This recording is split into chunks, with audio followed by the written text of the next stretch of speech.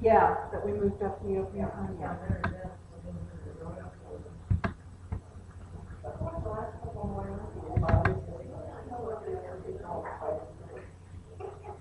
Oh, now they're really pouring in. They must have heard about the cookies. Yeah. Hi, guys. We have cookies and cider at this one. Hi, how are you? Hi, I'm Did you do that? Work with that separate head? Oh, you didn't do that? No, that's her with the long hair back there. That's Kathy. Yes, Kathy Briggs. Isn't, yes, she has, she probably has some, Are you going to take that home? No. Yes, you do. There's a price right there. Oh, that's good. I'm also an artist, so I identify. You are? Yes. And what is your medium? Oh my gosh. Going to be an interesting night. Oh, well, she told me. That's my favorite one, so. How are you, kiddo?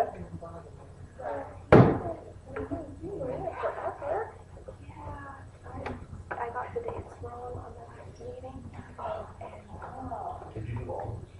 Well, the next one, that was Yeah. I'm thinking about bringing all this. I hadn't seen this one yet.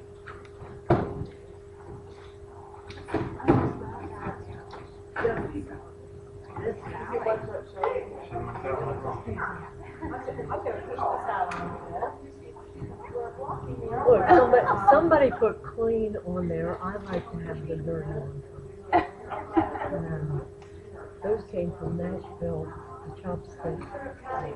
Somebody's throwing that away. I said, make a great mirror for a marriage certificate. And then I did that. Hoity-toity reflex cloth. That's great. Help yourselves to cider and cookies.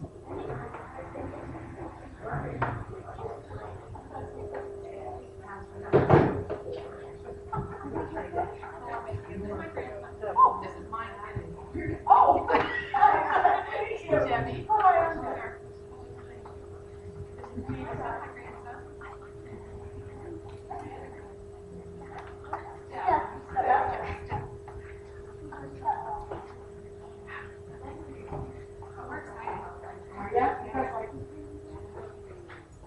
You don't get to eat it.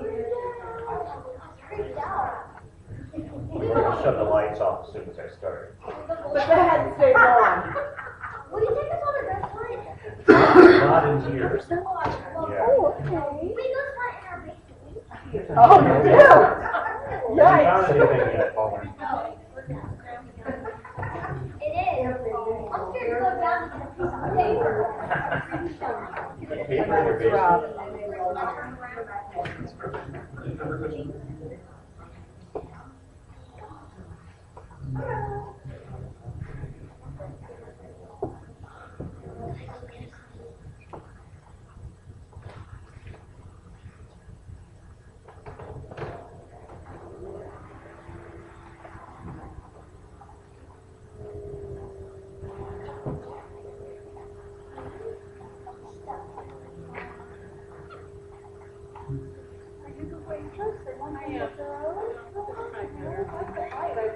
Yeah.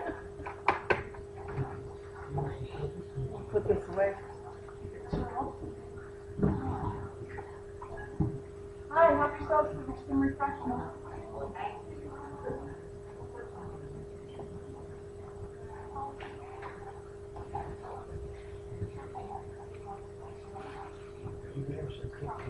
I got your cider.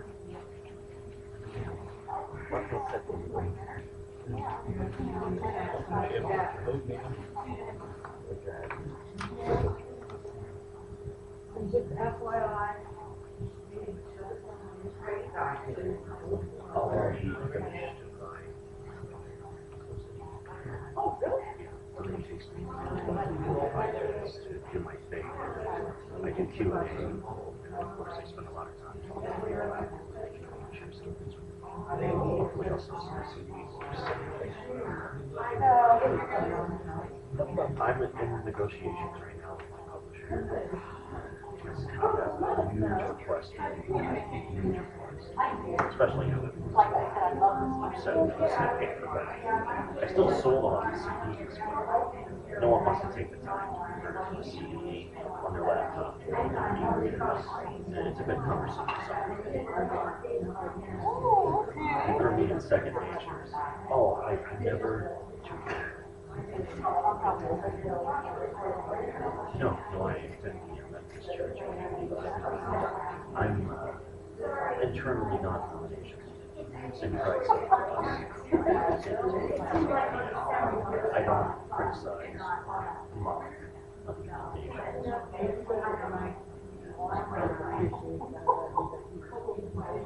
looked at the scripture. Like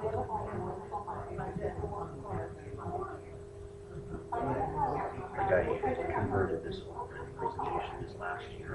Presentation titled Methodist Church. It was all scriptural based, scriptures, and to things on both sides of slavery, countering, and expressing their interests in the cult.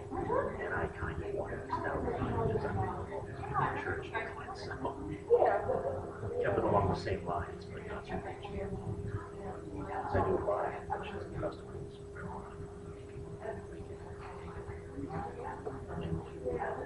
Completely diverse religions, or no religion. I'm still in prison at the heart of them.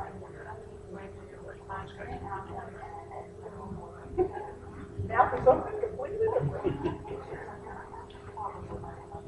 We even have a crucifix in our home, but we're not Catholic. I like the crucifix better than the barren cross, personally.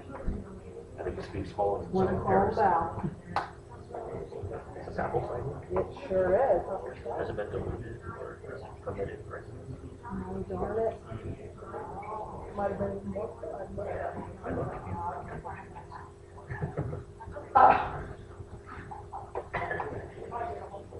Isn't what you have so much, though. No.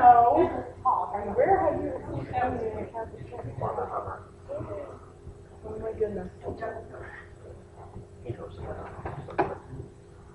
we would take my wife's grandmother to visit about every other weekend to get our church, take her to hers, and they would invite us to meet and subscribe to trans education. It's entirely possible. I'm just Christian.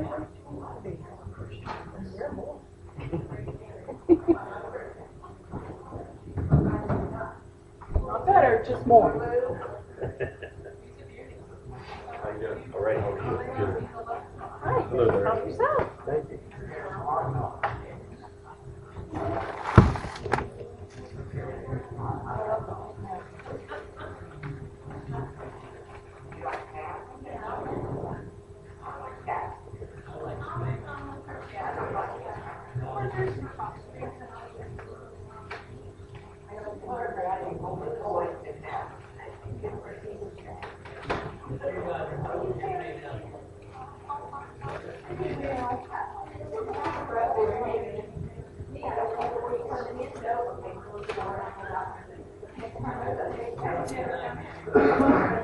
How far has everyone journeyed tonight?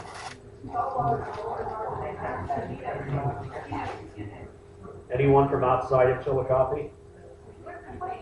Oh my gosh. Many times.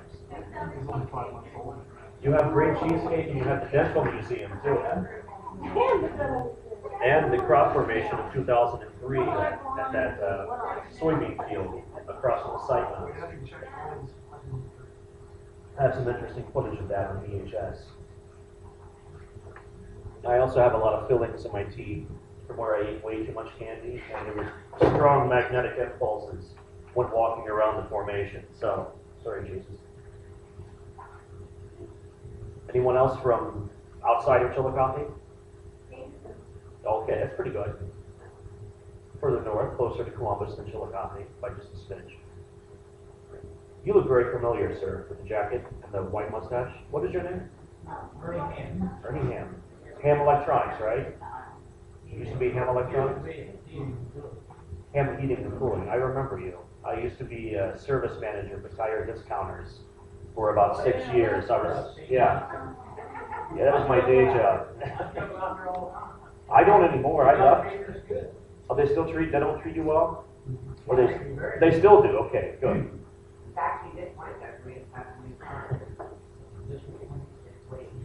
I left that company in March of 2011 after I got a major book deal, so that's what I do now.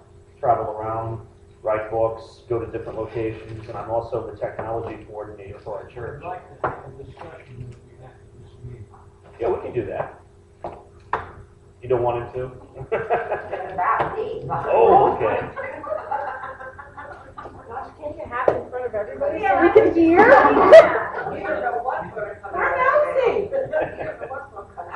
You look very familiar in the brown jacket. Oh, okay. Yeah, I remember your face. I think we have an overdue library book, too. Dun, dun, dun. Are any of those cookies chocolate chip? Yeah. Oh, good. It's probably about 8 o'clock now, isn't it? 7 almost. My apologies, 8 o'clock, 7 o'clock. Might as well go ahead and get started. As you can tell by this obnoxiously large poster of myself, I'm Neal Parks, author, radio host, paranormal investigator, researcher, public speaker, and historian. The website for my research team is at the very top. These are a collection of pictures, collage, of course. This is us in Salem, just this past August. Here's Gettysburg. This is a presentation down here. You can probably barely see it from the back, where I was at the Washington Courthouse Library, the Carnegie Library. Just a collection of pictures. I plan on selling this poster sometime, so if any of you want an autographed poster above your bed of me, I'll be happy to take orders tonight. Want me to do it? Sure. I'll just start blowing in my ear. One Can more I do time. it right? One more time. Okay. Who am I? One more time. I'm an author who researches paranormal phenomenon. I write books on the topic. I've written 3 books, in fact. The first one, probably small for the back, is titled Paranormal Chronicles. The second one was Haunted Chillicothe, which I'm sure a lot of you have either read or know someone who has it on their coffee table.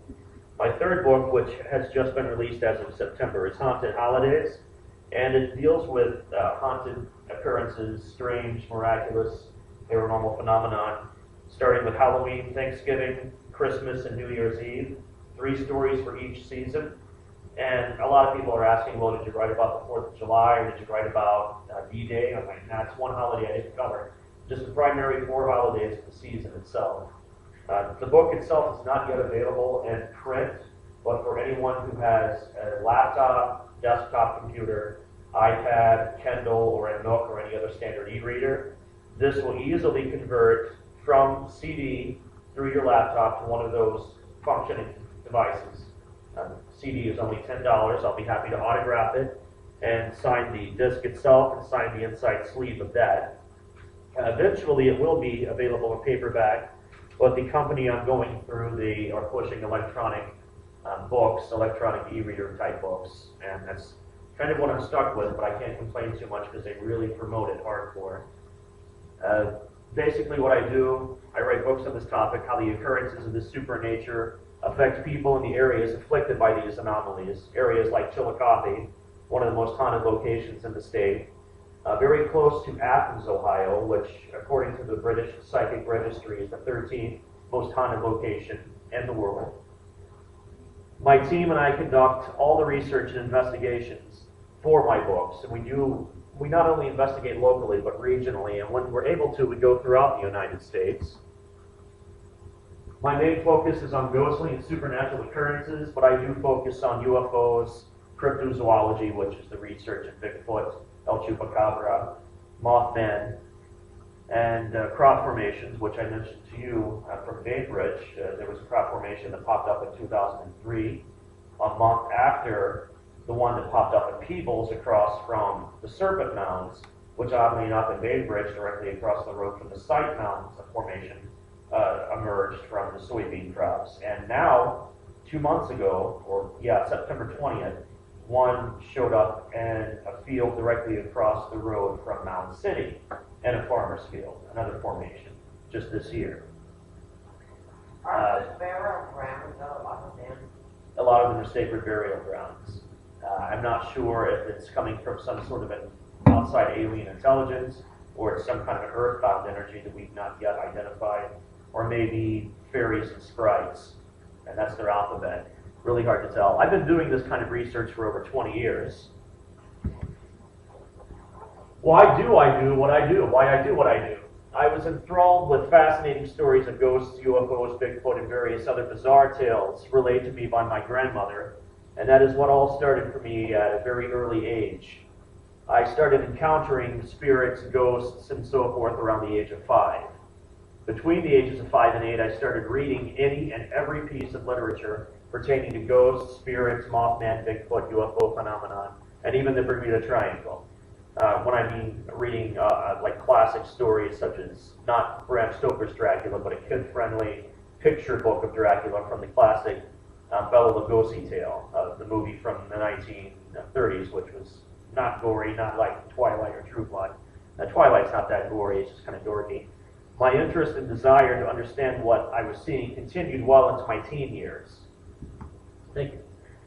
For most of my life, I've encountered unexplainable things, seeing things that no one else is seeing, hearing things, smelling phantom aromas that no one else seems to notice, and sensing electronic impulses and energy sources, for example, the crowd formations. When I stepped foot in the crowd formation in Bainbridge, I was getting strong magnetic impulses and was actually causing my jawbone to ache because I had fillings in my teeth from all the years of eating candy. I was raised in church and I accepted Christ as my Lord and Savior at the age of 15, and my supernatural gift became more intensified after that event.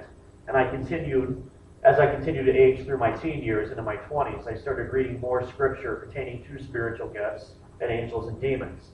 There was a time when I would often feel ostracized or judged by other Christians when sharing what I was experiencing. Some fellow believers would tell me that they believed the devil himself was trying to pull me into following him. However, I believe that the Lord blessed me with this gift in order to educate and inform others on the issues of the paranormal. Between 1994 and the present day, I have founded 3 research teams while conducting my own individual investigations. My first team was the Ohio Supernatural Alliance. Have all of you ever heard of the OSA?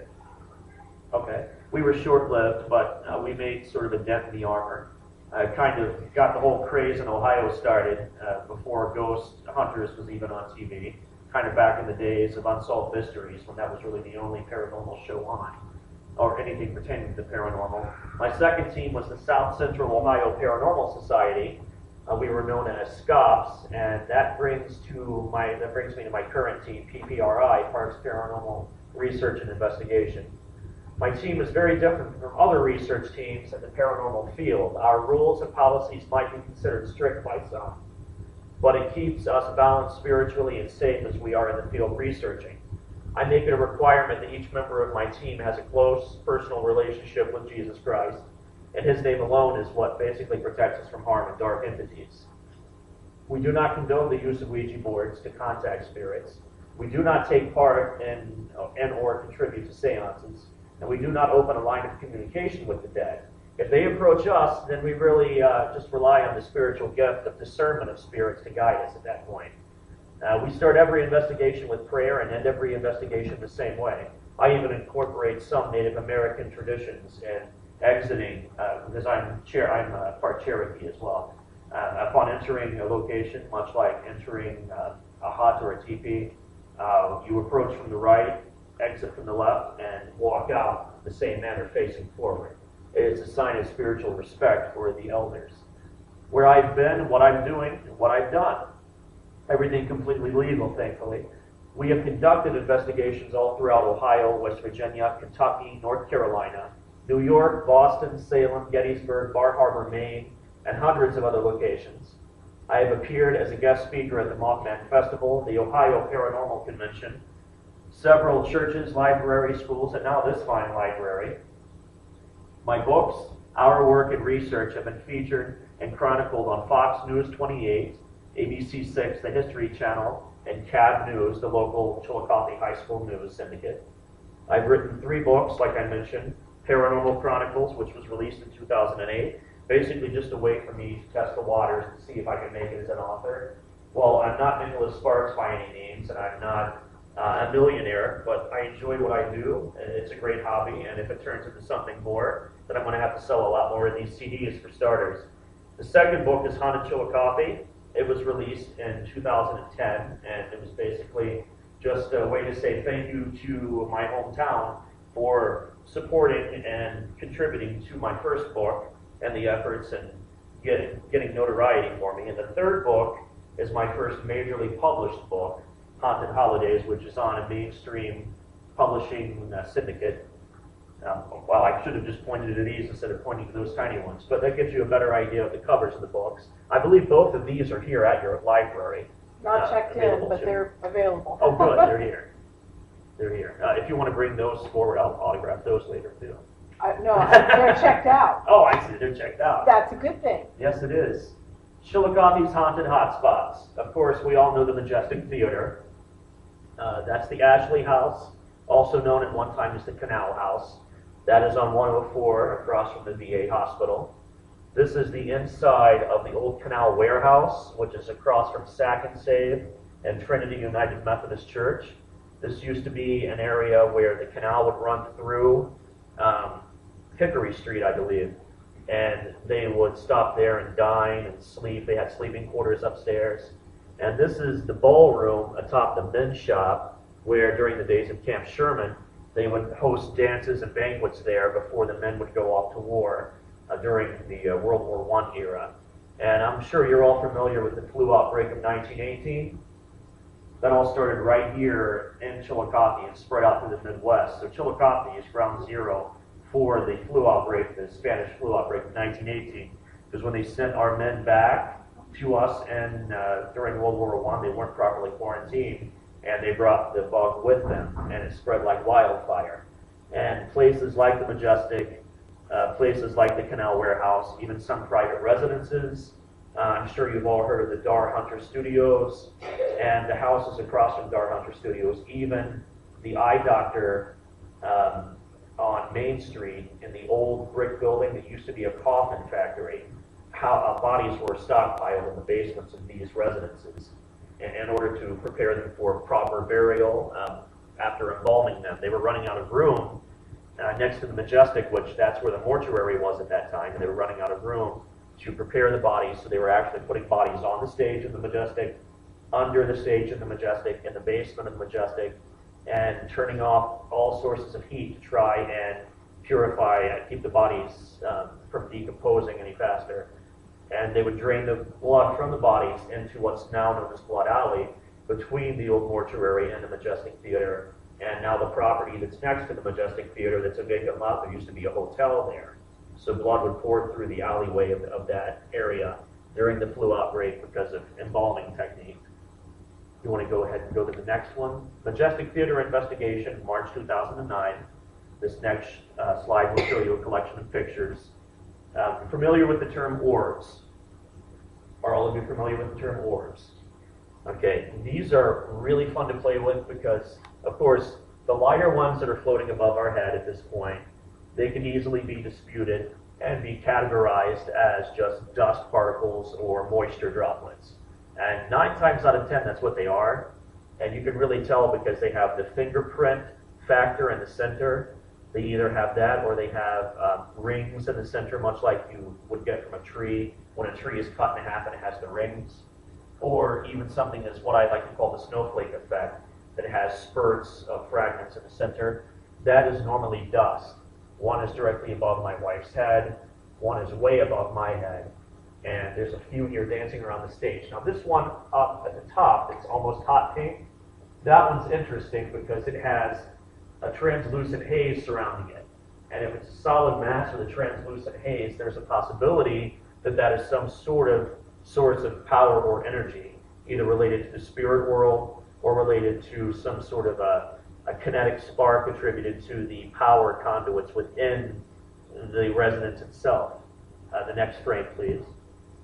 Another example, dancing particles, dust particles. It was very, very dusty in the Majestic that night, so we would get a lot of shots with just outbursts of these particles, and then some with just solid masses with hazes surrounding them. Next frame, please. Now, this one's interesting. Spirit energy claiming its seed, question mark. This seed right here, before it folded up on itself, it was setting flat, much like a movie theater seed. And as I'm approaching it, it closes in on itself and makes a loud slapping noise. So I took a couple of shots of that. One did not have any fragments in it. This one did. And this one's very well pronounced, very solid in its mass. I'm still going to call it a dust particle, but I thought it was interesting that that seat was open and it smacked closed on its own. And all of these seats have little plaques on the armrests of names of people who've contributed hundreds of thousands of dollars to help preserve the Majestic and keep it going. The next frame, I say don't jump, because allegedly during the fire of 1874, the hotel as well as the Majestic had actors that were in the hotel and in the theater itself, and some of them were supposedly trapped on the roof. And what is that? The Union Square on 2nd Street used to have a whole other layer on top of it. It used to have a 4th floor. And the fire completely destroyed the 4th floor, so they never rebuilt it and just kept it 3 floors. The same goes with the Majestic. There was a whole top portion to it that almost came up like a dome, like a V, and it was decimated in the fire, and they never bothered to rebuild it and just made it a flat roof. And allegedly people were jumping off the roof to escape the fire, and I like to think maybe I captured someone doing that in a repetitive motion, almost like a residual entity. Next frame, please. This is Blood Alley. This is me with a goofy lamp on my head. Here's Kevin Coleman. He works with my team rather closely. And here's 2 other members of my team. And there's, in Blood Alley, outside, a strange orb of some sort is hovering directly above my team member at this point. And we are getting readings on this meter he's holding. And Kevin is explaining to us that along this brick here, there's no source of water. There's no electrical lines that run below or above, and there's no reason for that equipment to be going off at the point in time. So a couple of my members took some shots of us talking about that, and that's one that came out. This is the inside of the boiler room that so many people explain when they go in to take pictures and just to look around. They feel like someone's going to grab them, someone's hovering above them, or when they take pictures, they get a strange haze or a mist. And this is sort of a strange fog that hovers around where the boiler used to operate and where a lot of men would work and continue to feed the furnace. Now, this is what I like to call a dimensional crack. You notice the kiddie pool here. This is the top floor of the Majestic. They have a lot of water problems. They put kiddie pools in certain areas to capture the water so it doesn't further decay the wood floor. And this is completely not treated, non-reflective wood. And one shot shows this strange light crack, almost like a ghost snake, going in this direction, and there's a strong, well-defined mass orb up here. And you can see over here, one of my team members, you see his backpack, because he's going in through that doorway. When the picture was taken by one of my team members, she says, "What is that?" The next frame will show him facing us, and then this is in a completely different strand and going in that direction further up the floor. Like I stated, this is non-treated wood. It's old, dilapidated wood, and nothing reflective would cause something like that. I even tried taking hair out of my own head and standing it with the flash on and just dropping it and taking pictures to see if hair could cause some sort of a reflective matter like that. Hair would not pick up on the frame that way. It wouldn't even show, in fact. We tried several different scenarios. We tried shutting off the lights entirely. We tried shutting off flashlights. We tried turning on more lights. We could not duplicate that anomaly in both of those frames. Anyone ever hear of the old man with the trench coat with the top hat that is said to walk down the aisleway of the Majestic? He'll walk straight out and disappear before he reaches the stage. At one time, the floor in the Majestic Theater would go straight out to the stage instead of dipping down now. Because of wheelchair access, they had to change a lot of things. So this man is said to walk down the aisle in midair and just disappear before he heads to the stage. So I like to think maybe this is his ghost feet. This is inside of one of the dressing rooms. I like to call it an actor awaiting his cue. There's all of these weird dressing mirrors that are on the dressing tables where the women apply their makeup before they go out on stage, and the mirror is on its side here. And one of my photographers is just taking a random shot in that room because there's said to be a little girl who comes in and out of the dressing rooms and giggles and plays with people. Well, she took this shot, and there appears to be a man hovering in front of and above her, because you can see a white button-down shirt with the collar flipped over, and the man's head coming up out of the torso. And he's just sort of a total mass in front of her here. Once again, another issue with a chair making a slapping noise and just getting an entourage of strange dust particles. And, excuse me, lost my voice. And this is, up here you can see the exit sign reflected from where it's mounted on the wall. And directly above that is this strange, what I like to call a ghost slinky. It's a hot pink board that's sort of moving and going in motion at that point. And then you have a dominant white glob of mass up here with a strange haze surrounding it. No fingerprint indicator, no snowflake effect, no rings like you would get from a tree. Then we have this strange ghost Nike swoosh coming off the back of his pants. Now, and this, out of all of the frames taken from the stage, this one piqued my interest because, as you can see, it's completely shrouded in darkness, and you're just having that strange red light hovering all around, and this strange dominant little white ball is hovering right there. I like to think maybe it's that ghost girl everyone's talking about. Once again, same alleyway, blood alley. Got another white mass hovering above the guy in blue, and there's Kevin holding a flashlight there as they're looking around with the equipment going off. Now, what brought my attention to this one at first was the strange light pattern up here. You get this a lot in digital photography, where you're not completely steady with your hand. Sometimes spotlights like out in the parking lot or even lights within can cause a strange wiggly worm effect, which you immediately think, oh, it's a ghost. No, it's just a trick of the light and the shutter speed.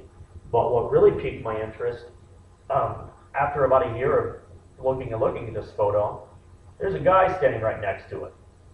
You got the broad shoulders here, black mask, and you can almost make out facial features coming up out of the black mask. A nose, two eyes, and almost a frowny face, like a dark blue face. Isn't that cute? The results, I've looked through more than 500 images, 20 videos, 20 hours of voice recordings, and written accounts from each team member present during that night. And I've discovered over 200 images from that bundle that inhibited abnormalities.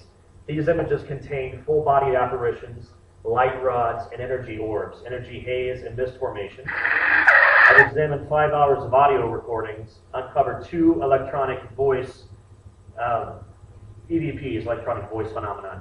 In conclusion, I, as well as my team members, believe that the Majestic Theater is haunted. It has been made obvious after our investigation that the show must go on, saying that it's a theater and all. This is our investigation from March 2010 at the Carnegie Library in Washington Courthouse. You might recognize the woman standing behind me. That's Yolanda Harris from Fox 28, ABC 6. She and her cameraman documented this investigation and spent the night with us in that library. And the unfortunate thing is, we did not capture jack crap on image. Nothing came out on the photographs. We just had some strange things happen without photographing it. One major issue was we had 21st century technology running through the 20th century wiring. So you had very small gauge wiring, you had bad conduit, bad insulation. The gauge was archaic, and it was allowing excessively high levels of electromagnetic energy to flow freely throughout the entire building. So when you have electromagnetic energy that high, EMF that high, it can make you really disoriented. It can make you hallucinate. It can make you see things, hear things, feel things. It can make some people sick to the point where they feel like they're going to vomit. Eyewitness accounts state that there have been footsteps that have been heard where a staircase once stood, which 5 of us heard, including Wanda. Shadows have been seen there, books move on their own, and voices have been heard. The elevator, which it honestly does, go up and down on its own, without anyone pushing a button. And when we're documenting this, we're filming in front of the elevator talking about this, because we put everything on YouTube on our channel. And as we're talking about it, the elevator opened up by itself and then closed by itself. And then you had repairman after repairman coming in to look at the elevator. And technically, in order to release pressure from the shocks of elevators, they do have a tendency to drop down on their own. It's a way of breathing. But they don't go up on their own unless a button is pushed. The case is still very much open, as is an investigation at the Carnegie. We're not entirely finished with it yet because I think there is still more there. Here's a collection of paranormal images that have been submitted to me for the years. This was given to me from a former colleague of my mother-in-law. You have the strange smoky haze here, and then you have this phantom face with glasses and a nose and almost like a mouth screaming in pain. We went to the woman's house to do an investigation because this image showed up in her camera and no one took the photo, it just showed up. And I noticed that she had framed pictures of her mother and her brother, who were both deceased, sitting around in the home, and they both looked a lot like that face. So it was either someone screaming out in pain saying, hey, you know, I'm in purgatory or whatever, or help me, I'm in hell, which I hope that's not it, because I would not want to receive a photograph from hell. That would be alarming. Next image, please. This is a restored cabin in Sabina, Ohio, which used to sit in Alabama. It's an old slave cabin.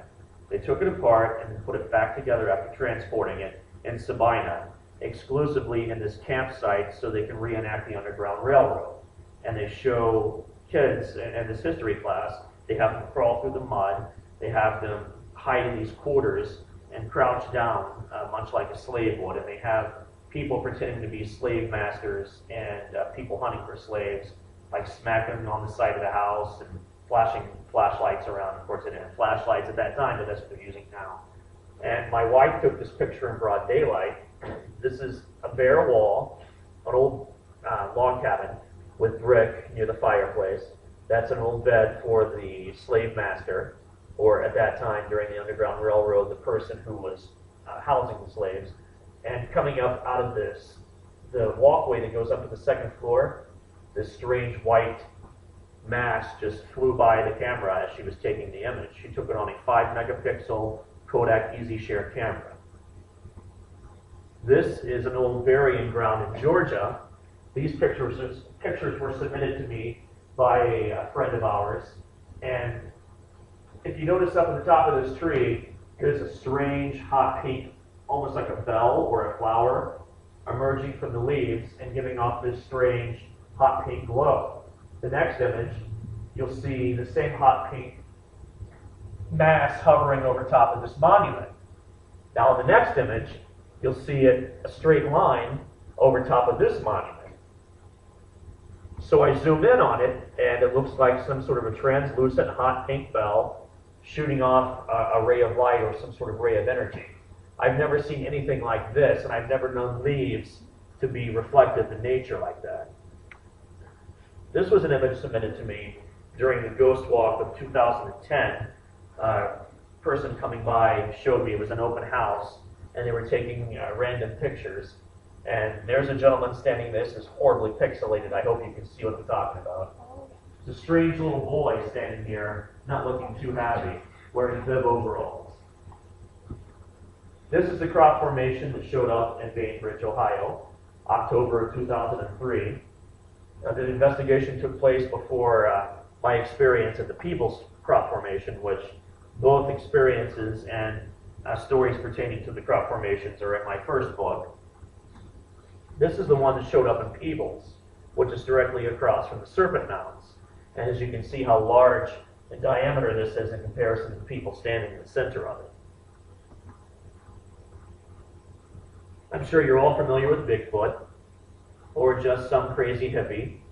Not entirely sure what to make of it. I have a lot of crazy theories, considering that Bigfoot sightings go back as far as before white man reached the New World, before the West met this world. Every Native American culture and or tribe has stories pertaining to sightings of Sasquatch. And of course, every major wooded area within the world I believe China has the skunk ape in their wilderness. It's also known as the skunk ape in Florida. South America has something similar to this, but it's much lankier. It's not as massive. And of course, Ohio has the grass man. That's what we call it out east near Salt Fork Lake. And then let's not forget Yeti. This is from the haunted woods out by Schrader Road, Charleston Pike. This picture was taken by the newspaper, and I noticed when they sent it to me that there was a strange mass hovering above the covered bridge. So I zoom in on it, and this is the type of orb I'm talking about, where it's this solid mass with a translucent haze, theoretically showing some sort of a strong source of energy, whether it be spiritual energy or something entirely man-made or natural that we're completely unfamiliar with. Now, this was submitted to me from a woman who was photographing her husband while he was riding the lawnmower with his grandson. This picture is completely normal. This one, not so normal. It seems like he's pointing at it, like he notices something strange there that Grandpa can't see. And the entire white haze mass changed shape and it became more hollow at this point. Now, I do know the woman that was taking the picture. I know she's a chain smoker. So there's a good chance that when she was taking this picture, she may have been holding a cigarette at the time. Or the exhaust from the lawnmower could have been causing this. So those are things I look out for when people submit images to me, because you can't label everything a ghost. You have to be very careful when presenting the evidence, because you don't want to be labeled a kook selling snake elixir. Now, yeah, this is obviously fake. Yeah, this one, someone actually put this in their front yard. I'm not sure where the location was, but I'm dying to go in my garage and make this exact same replica, because I do have a couple of fake alien bodies like this I've collected through the years. This is an image that was taken by me at the old burying ground in Beaufort, North Carolina in July of 2008. The old burying ground is a 300-year-old cemetery that actually has pirates buried in it. It has regular British sailors, British troops. It has Revolutionary War soldiers, Civil War, World War I, World War II, Korean War, and they rarely bury anyone in there as of today because there's literally no ground left. But there's said to be a little girl that's buried, and she does have a gravestone that we go to every year. I take my kids with me, and we place toys on her gravestone. It's something you do out of respect. She's a girl who in the 1700s died from scarlet fever and yellow fever. My apologies, it was yellow fever. And before her mother made it into North Carolina, she died on a ship in her father's arms. So he, to preserve the body, stuffed her in a rum barrel full of rum, thinking the alcohol would completely keep it from decaying at that point. But what it did was it actually fed off the fatty tissue and completely bloated the body. I won't get into that. But they buried her in the cemetery, and on her gravestone, every day people put flowers, candy, toys. And it's somewhat of a tradition I've made with my 5.5-year-old and 2.5-year-old. We go there every year because our condo is across the sound, and we go there and put toys on there, and they sit and have little friendly conversations with the ghost girl. But she hasn't talked back yet, which is probably a good thing. This is a strange light protruding off of a banana tree. I've not known banana tree leaves to glow like this. So if you want to go to the next image, I'll show you a few more. This is the big picture.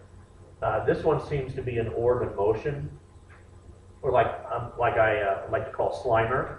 This is almost like Slimer from Ghostbusters. This one is more of a light mass with a strong purple aura around it. Could be, I don't know, the hovering spirit of a fallen soldier, because there are a lot of soldiers buried in this old burying ground, one of which was buried standing straight up saluting. He had himself put in the casket, saluting, dropped down, and buried that way. And that's close to where he was buried, actually, near that tree. This is another one that was very interesting to me. The image was taken at the same location in another area. And this is a solid concrete mausoleum here. Has about 4 people in it. And I noticed something strange about it. Like you see this funny orange light emitting off of it with green and then something almost white yellow. So I enlarged it, and you can clearly see it looks like a couple of hands coming out of it with green sleeves.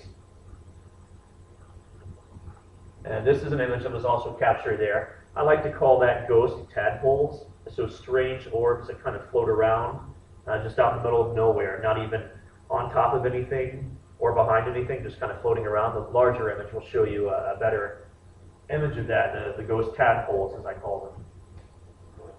Now this was from the Crybabies Tunnel on Schrader Road in Chillicothe. Now you'll see a person's face here. That's the top of the car. That's the car at an angle. And remember, this is in a tunnel where this person has a heavy coat and a scarf, so obviously it's cold. So they were probably, more than likely, leaving the car running. So that would cause, in a tunnel, the fumes to basically build up and possibly create that mass. But at the same time, the mass takes shape, and you can see a nose with a mouth and two eyes. And at the same time, you can see a mouth right here and two eyes up top. But at the same time, it looks kind of like a skull looking in that direction. So all open to interpretation. I'm just going to chalk it off as fumes from a car. This was submitted to me from Grant of the show Ghost Hunters, from the TV show that TAPS, the Atlantic Paranormal Society, does. Grant is no longer with TAPS. He's retired from the business because of family reasons. But this was submitted to me from him, and it was taken at the Birdcage Theater in Arizona. This is an old widow's wagon. Basically, they would haul the dead loved one, dead children, or dead husband or dead wife in this funeral wagon, and the person who was left behind to mourn would always sit in the widow's wheel, basically. And this is kind of like a veil mesh that covers it, where people can peer out and see all the people who showed up, and no one can really see them that well. They just see a silhouette, kind of like when you go to confession if you're Catholic, you just see the silhouette of the priest. And this person obviously is still there hanging out, peering out, and you can see a larger image of that, almost like it's Mona Lisa, but I'm not really sure. You get a nose and two eyes here and a mouth. They look very sad. This is obviously fake. This was submitted to me from an individual who was allegedly parasailing in Lake Champlain in Vermont. I'm still not too sure about it, of course, but if you know anything about how even something as simple as a kayak creates a wake, you can see that. You're not getting a wake from that massive beast, that Plateosaurus-looking beast. Something like that would cause a massive wake behind it. Bless you. Thank you. Now this is outside of the guest house bed and breakfast on West 5th Street. This was during Halloween of 2007. This is when we made the front page of the Chillicothe Gazette, back when I was the leader of the Team Scots. Thank you. Yep. And they made a big to-do about it and put us on the front of the Gazette like it was this huge article like you'd see in, I don't know, National Geographic Explorer. You could see these orbs outside dancing around this scarecrow. And what's funny is the equipment that I use, this being one of them, for example, when you turn it on, it always does this, don't panic. But when walking around outside, there's no electrical lines above me, and there's no power source underneath here. But as I'm walking this straight line down the back of the court wall, because this is the whole garden area on the back, where people who still stay at the guest house to this day claim to see a well-decorated Civil War soldier holding his gun walking through the courtyard early in the morning. This is his walkway I'm in the middle of right now. And I'm getting strange readings with my equipment, so I'm just taking random shots. Out of 8 shots, this one and then the next one, you'll see they moved. Those are the only 2 out of 8 that I got anything like that in. And this is Kevin Coleman's hand holding a flashlight right there. But this is in one of the barns that's back behind the Canal Warehouse the Canal House, Ashley House on 104. This is one of the old barn stables, the original structure, because the Canal House itself, the Ashley House, is not a part of the original structure. But all the barns in the back are. The original house burned to the ground. Not sure why. But they have since then built a newer house as of, I believe it was 1890. That house you see there today is from 1890. Built to look like the same one that was there. And this is a strange mass, a haze, inside the barn itself. This was taken by my wife. Now this is Gettysburg, Pennsylvania, 2012. I'm really going to have to get you to squint your eyes really hard because you can clearly see it once I point it out. But you see it now? This is an area, what's awesome about Gettysburg, wherever anyone died that was of importance, they put a monument there when they died. That's what I love about Gettysburg. Everything is the same. It hasn't really been changed at all. Thank you. It is rebuilt to be the way it was back then. So they've got all these awesome monuments of where certain generals stood on a rock to watch an area, and then they would call to arms to have those people attacked if they were going past the barricade. So there's monuments of these guys standing up there. There's monuments of this guy who died on a horse. Salem is very similar to that, but Salem is as busy as Boston. It's dangerous to walk in, it's heavily commercialized, and it's just hard to get around. Still a fun place to visit, but I recommend going to Gettysburg at least once a year because there's so much to see. You can see this strange bright blast of like red and orange. I like to think maybe that's a shot from a gun that's continually reenacting itself because so many people go to Gettysburg and they think they're seeing a reenactment and then the dudes disappear. It's because it's residual energy that's trapped. It's kind of like walking into a room where there's just been a really bad argument. You can almost cut the tension with a knife. Or the old world big screen TVs. They always burn the image of the screen, and no matter how many times you change the channel, the dude's face is still there. So it's similar in Gettysburg. If you were to build housing complexes and residences and actual houses on the field of Gettysburg, every house would be haunted, not because of what happened in the house, but because of what happened on the property. Because so much energy and animosity and blood was shed there that the souls have moved on. They're no longer there. They're either in heaven or hell. That's my interpretation. I'm not the judge. But residual energy is left behind. Energy itself is ever present. It doesn't really end. It continually plays itself out. And not everybody can see it.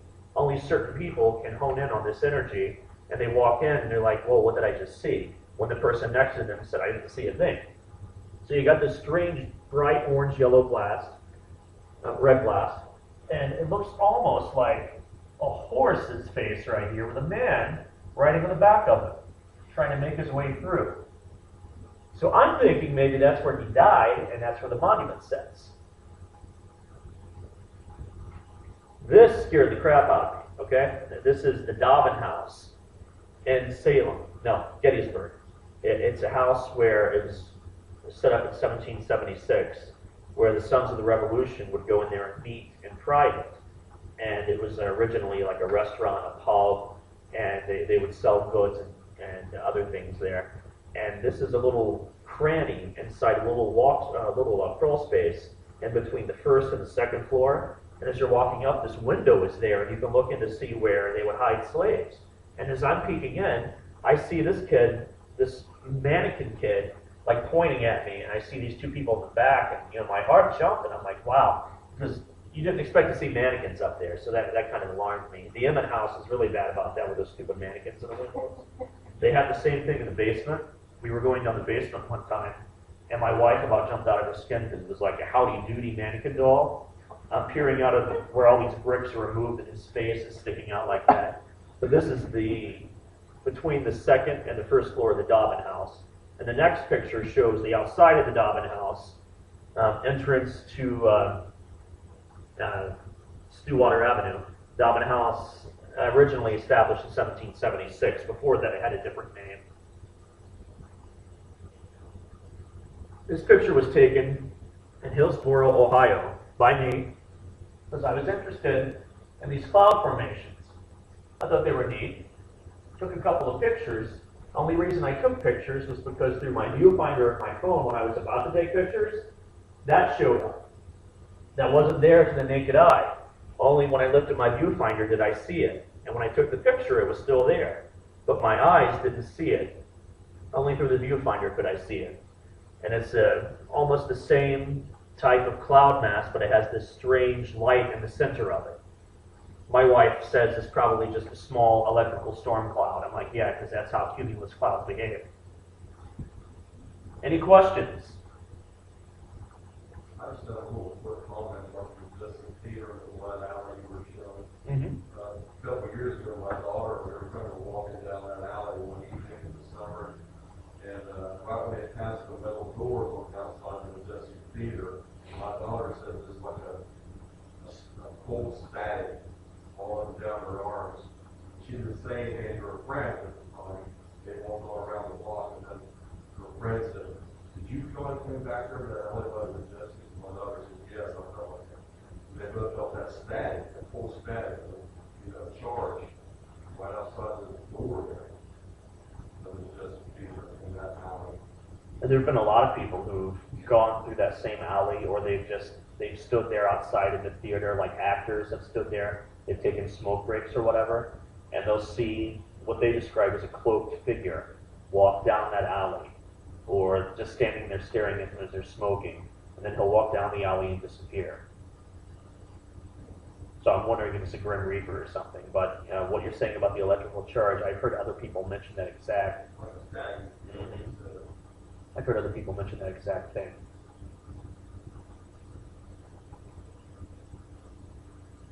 Yeah, go ahead. Me and my friends, last weekend, we went to the cemetery in Ashland, Kentucky, and it's called Ashland Cemetery, and some of the oldest things ever are there, and we walked, and there's a statue there, and legend has it that, she was pregnant, and her husband pushed her down the stairs, and she died, and we walked by it. It was sunny out, but it looked like there was like tears running out of her face. Out of the statue's face? Yeah. You didn't take any pictures of it, did you? Always have to have cameras on. I'm curious about things that we see that haven't. I see more things than I have a chance to photograph, unfortunately. What exactly do you want to know about? Well, I'm just curious about how you see things and if people see things from things differently. Well, Most of the things I see, so when you don't realize Well, a lot of people assume that I'm like Ghost Whisperer, which is not the case. It kind of comes and goes in stages with me. Certain seasons are more high-tuned than others, and it isn't like I go to IHOP and they sit down and say, "Hey, can you help me cross over?" It's very different for everyone. It seems to be something that exists within my family line. My grandmother was the same way, her sister, my mother, even my father. I don't know if it has anything to do with our Native American bloodline, because they were more in tune with spiritual forces like that. But things that I've seen, for example, that photograph that I just happened to get of that strange, I'm going to go ahead and call it UFO, because it was unidentified, it was flying, and it was an object. I'm not saying that it had little green men or anything in it, but I've seen strange things like that in the sky, and normally you have someone like me that encounters more things of a spiritual nature. You don't normally encounter things of an abnormal nature like a UFO or any kind of strange Bigfoot tracks or strange unidentifiable hairs in an area where they may have been nesting, where there's strange little basket woven igloos that they make, the grassman makes out in eastern Ohio. But I've been fortunate enough with everywhere I go and everything I seek, I always end up finding something. Does that answer your question? Kind of like a politician, right? Well, yeah, I noticed that when I know you're a believer, but when you're always, it's like you're focused on the skeptic, like, oh, I can't say, certain things, I think, like, people say, oh, no, that's a trick, oh, no, that's a trick. I do that on purpose, Yeah. mainly because my wife is a professional in the community, and I don't want any parents to think that she's married some sort of a witch chaser or something. She's a school teacher, and she's invited me to speak to her students during Right to Read Week or during Halloween. They love to hear ghost stories before then. But I'm very cautious about how I address things or how I talk about it, because I don't want to trigger something for someone who's novice or who is ignorant. Now, ignorant's not a bad word, it just means misinformed. Who's ignorant to that field, and then they get into that field at an angle of a more darker nature, and they get sucked into the occult. Because I teach heavily against the occult. I do a lot of lectures and sessions at different churches and speak to young people about the occult and the dangers of this and that, and how some things are trivial where others are very delicate and should be approached with very cautious nature. You're welcome. Yes, Mr. Hammond.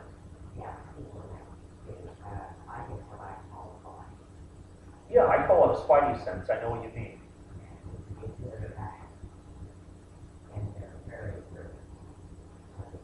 Now my great friend was a company. In other words, like, it's a feeling, some of it like, some of it bad like, it was some of it. It's a spiritual gift. It's the discernment of spirits. Do you research very much of that? Absolutely.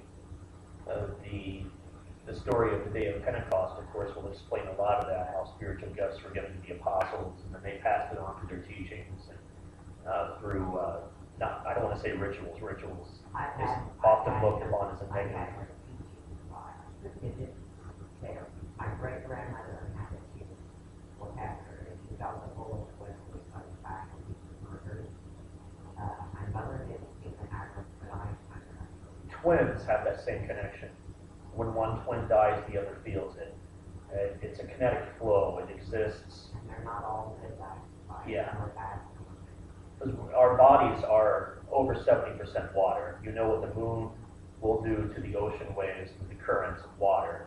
I mean, imagine what it does to us internally. And the fact that our bodies emit energy, electricity, radiation, and things of that nature you're talking about, vibes. Everybody has intuition built in.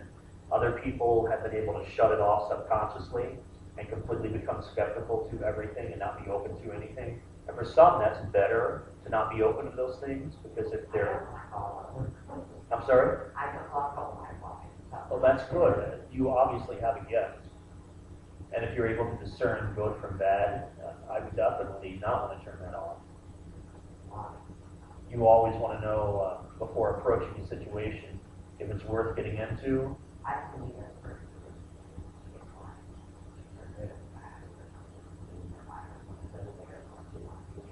That's a good thing. That's a very good thing to have that. A lot of people, no, it's almost like a moral compass. No, it's not a bad thing at all. I wish I had more of that internally. I've had a lot of bad friends in the past because I wasn't able to discern whether they'd be a problem for me or benefit me at all. Yes? This is interesting, talking about people who have discernment, people who maybe feel that they are sensitive to these things. What would your advice be to people if they want to learn how to assess it correctly? Where some people might be thinking something is good when maybe it's bad, or something is bad and maybe it's good. But, what would be your advice how people can learn to be able to judge why the good and bad? It doesn't work for everyone. What I'm about to tell you doesn't work for everyone. Not everyone is wanting to get involved in diving into Scripture. It's one of my weapons. It's one of my tools I use. It works for me, might not be comfortable or worthwhile for other people. I mean, we're all different. We're all a big melting pot in this country, in this community. And I'm not going to stand here like I'm in a pulpit and tell you you need Jesus. But at the same time, getting a better idea spiritually where you are in the world and how you view things, whether it be moral rights, ethical rights, human rights. It's all a matter of perception. And if you yourself have a level head, and I'm sure we all obey the Ten Commandments to some extent. I'm sure none of us have murdered anyone. I'm sure none of us have really stolen anything, I hope. Basic principles like that. Everything else that a lot of churches will tell you are are trivial and more, I want to say, cultural than scriptural. So a lot of people are turned off to organized religion altogether because they perceive it from, well, this person's going to tell me how to live or how to do this or how to interpret it. I was raised in the church, but I myself have a background in ministry. I have an associate in ministry. And I tackle scripture from a personal standpoint, not to cast stones at people or be a Pharisee, as I call it. I have a lot of friends of very diverse faiths, no faith at all, some of them. And it's very important to approach those things from that nature so they get a better idea of what I'm trying to express. So what you're asking basically is how to better harness that gift.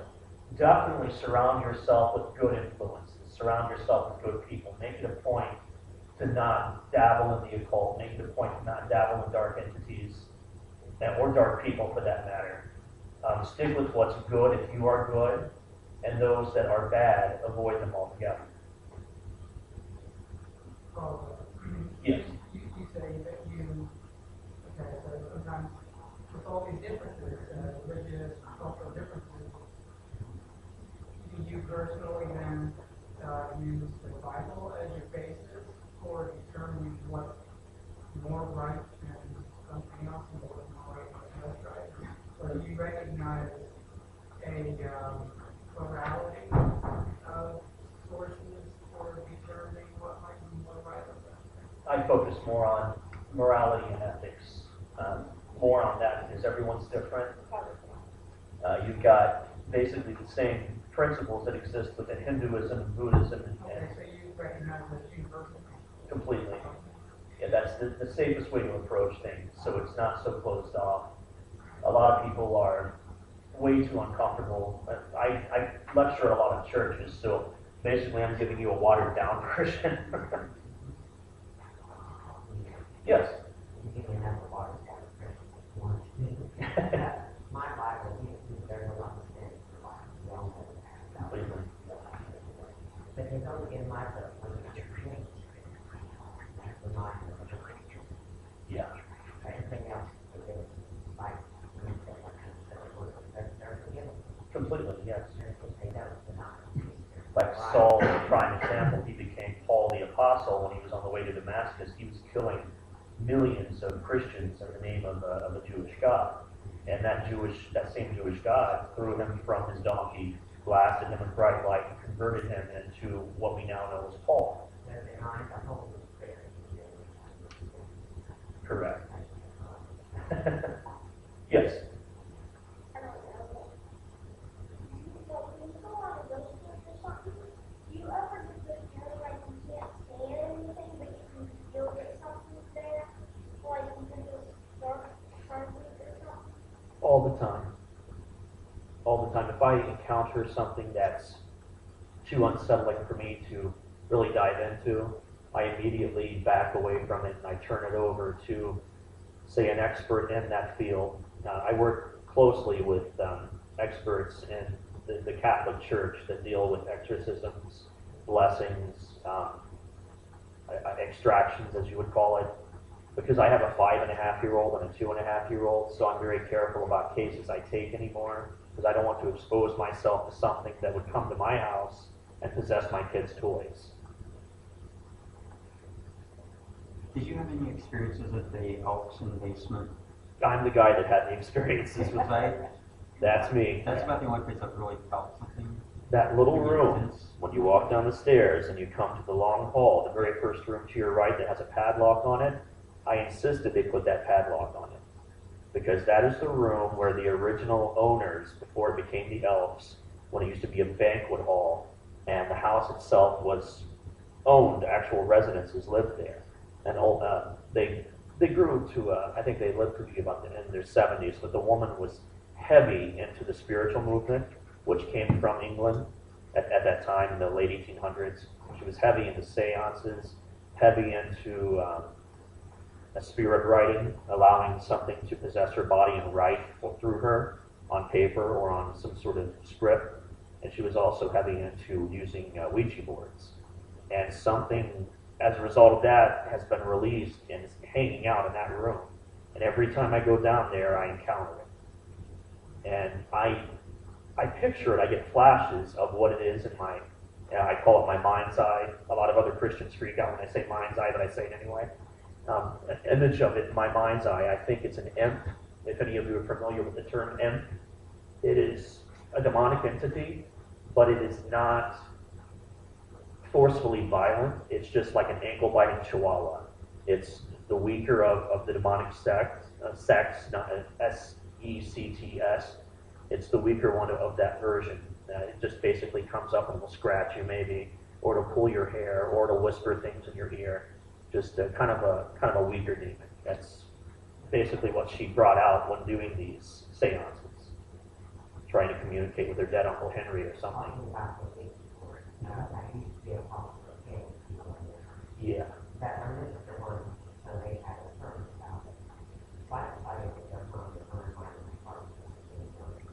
I've heard so many stories from people about those things. Two things that will not burn: a Bible and a Ouija board. So many people. Yeah.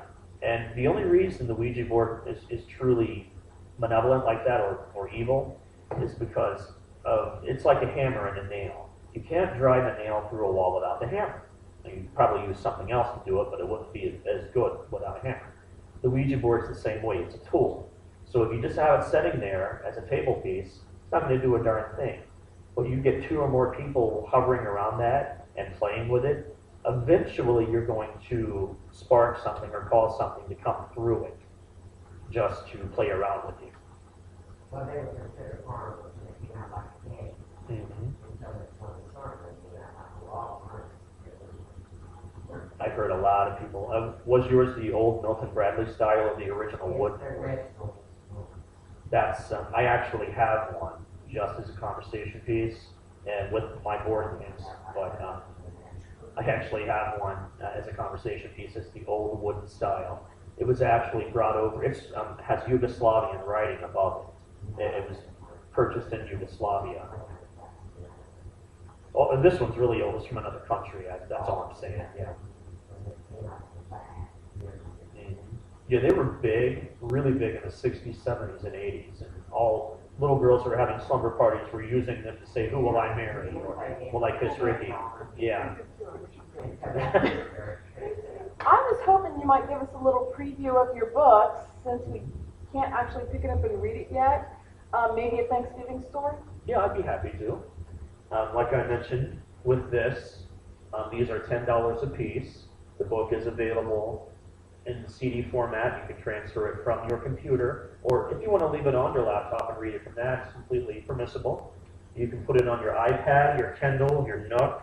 I have a Kindle app on my iPhone, and that's how I've been reading my book to people when doing this. Where the heck did the Kindle app go? There you are. So I will thumb through here. If any of you have any other questions, I'll be happy to answer it while I try to locate my Thanksgiving story in here. Yes? Boy who asked you about when you go ghost hunting, you feel something dark, and you know things that all the time. I have been fortunate enough to be in a place where there were many, many loving spirits. I didn't know that it was going to become terrible in life, and they actually have been very important in helping me. So it's not always dark. But they may also be trapped, you know, still, but they may be very, very loving spirits.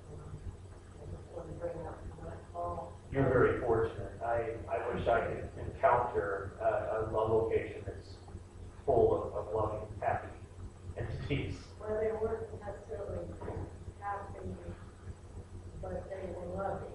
And lucky enough to experience. There was a great sadness, but they certainly helped me, but at the same time I was feeling their energy a little bit too much. And so I made a learn and help me. Now, I did encounter something similar to what you're talking about in the children's ward of the Waverly Hill Sanitarium in Kentucky. And that's where it's a tuberculosis clinic, and a lot of children die between late 1800s and 1930s. And the children's ward is said to have all of these kids running around all the time and pulling on your pant leg and wanting you to pick them up, basically. And I tried something different. I'm like, a lot of people will go into these areas and call out, are you there? We don't do that. We don't say, give me a sign. We don't call out to anyone. If they present themselves to us, that's a completely different animal altogether. You know, we'll research that information, take down the data, and take it for what it is, but we don't go any further than that. Well, I tried something different. I actually went to the children's ward, kind of went down the main hall, and I decided just to sit down, kind of like this. And you would not believe the positive flow of energy that went through me. I almost felt like a daycare worker in the middle of a daycare in modern times with all the happy kids around me wanting me to tell them stories. It was overwhelming emotionally. I mean, it's almost like they just wanted someone to get down to their level and let them know that you hear them. It's very overwhelming.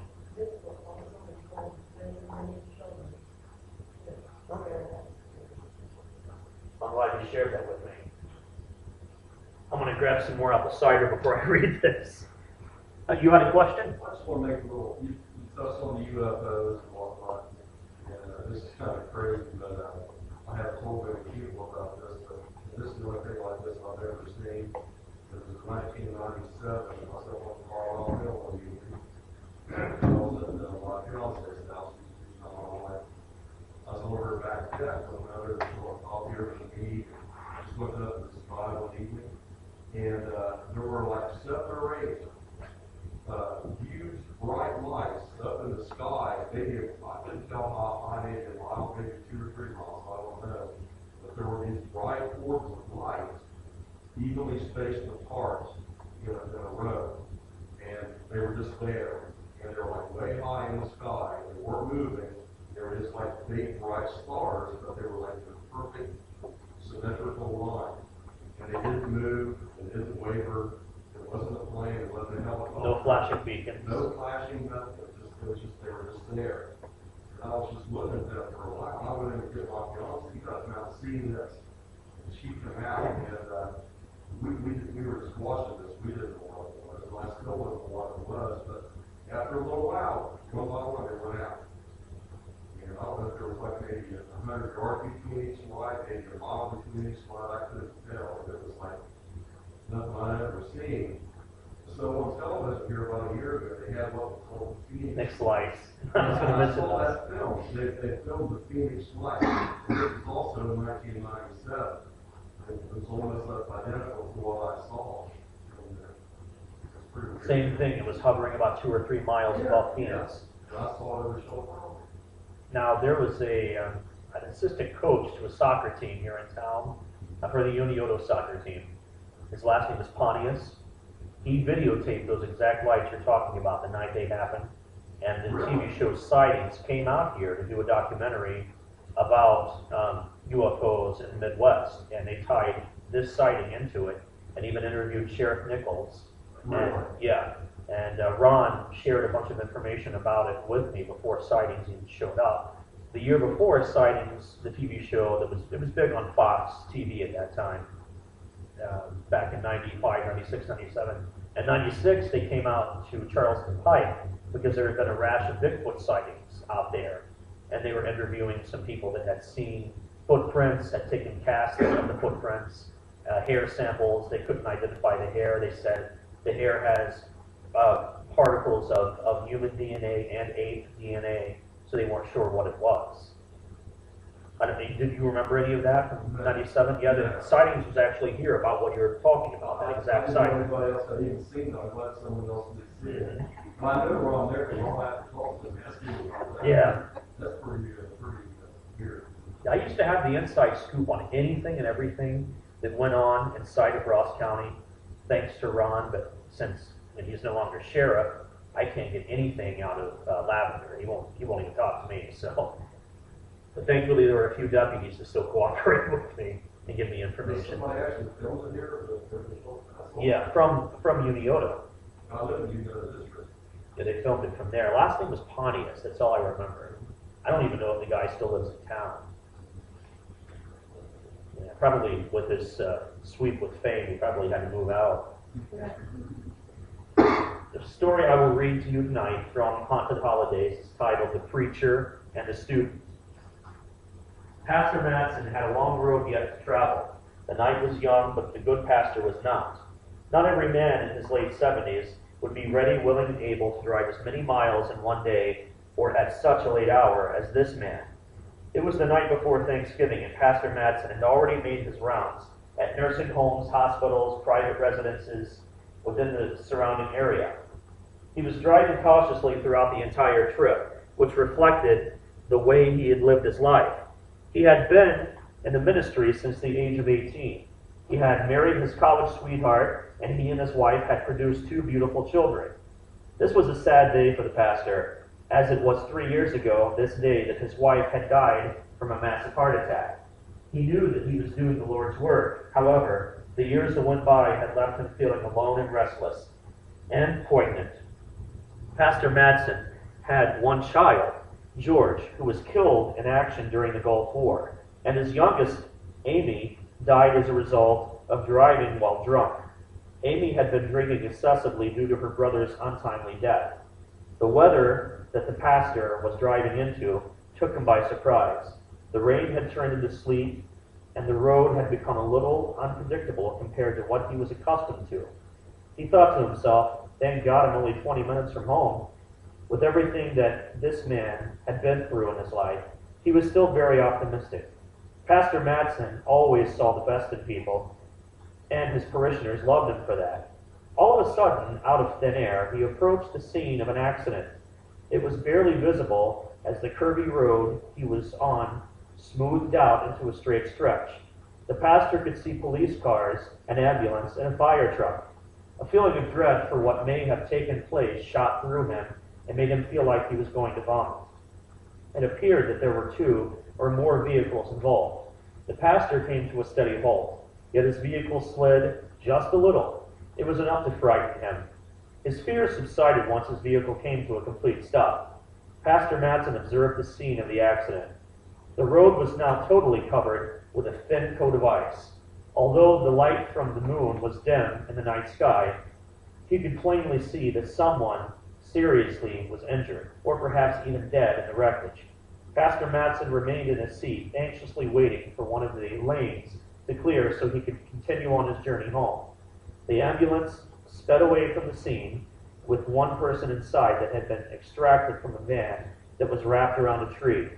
There were 2 other not-so-fortunate people involved in the accident.